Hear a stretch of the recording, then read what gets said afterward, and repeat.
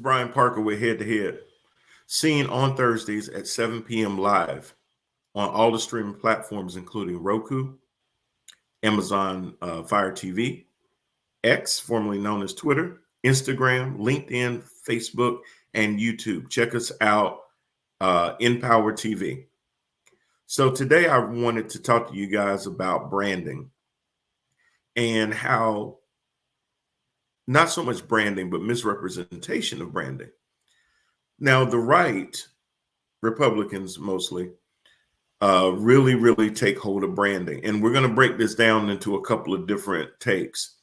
They brand everything from CRT, LGBTQ things, and it's all craziness. But this particular episode, I want to go a little bit into the branding of pro-life.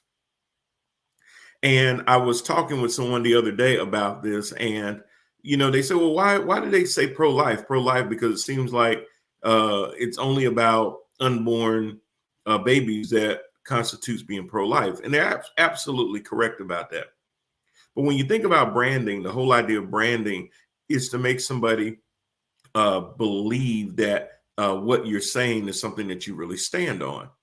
So it's easier to say that you're pro-life instead of saying that you're anti-abortion. Anti sounds more negative, so to speak, than pro something. So pro-life is what they actually end up saying. But let's dig deep into that.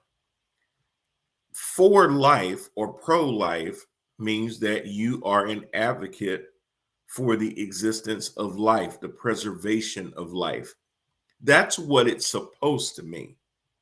But the only time that you hear the context of pro-life is in regards to anti-abortion. People saying that people that are for abortion are for the ending of life. And what we have to really do, guys, is understand that pro-life should be more encompassing of what people say. If I'm pro-life, I should be for all life, whether it's in the womb or out of the womb. But do you ever sit back and wonder if Republicans and the right are pro-life, why only thoughts and prayers are offered for mass shootings? Oh, it's a mental health issue. It's not the guns. The United States of America has more guns than people. Other countries have guns, and gun deaths are not anywhere near the level that ours are. Why? And we'll get into that in another section too, where I talk about how this country is built on violence. Violence is a way of life in this country. This country came to be because of violence. And there is a serious violent history that perpetuates everything. And we'll talk about that. I ain't gonna talk about it now, but that's a branding issue too. But think about it. Kids get killed, thoughts and prayers. People get killed at church, thoughts and prayers. People get gunned down in the mall, movie theater, you name it. Thoughts and prayers, thoughts and prayers, thoughts and prayers. No pro-life. Another thing about pro-life, when is the last time someone can tell me where Republicans sat there and said, hey, you know what? We need to extend child tax credits because there's too many children out there living in poverty. We're all about the kids. We're pro-kids, pro-kids, pro-kids. After school programs, they want to cut. SNAP benefits, they want to cut. Like I said, child tax credits, cut. Medicare expansion, cut.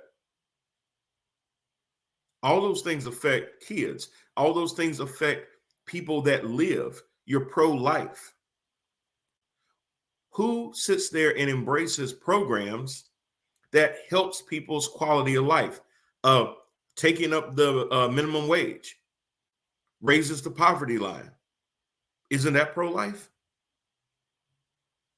There's so many instances outside of the abortion issue that if you were pro-life, your policies and the things that you back would back those up. When Democrats recommend all of these things, they're called socialist. They're called Marxist. All these different things come up, trying to improve the lives of people.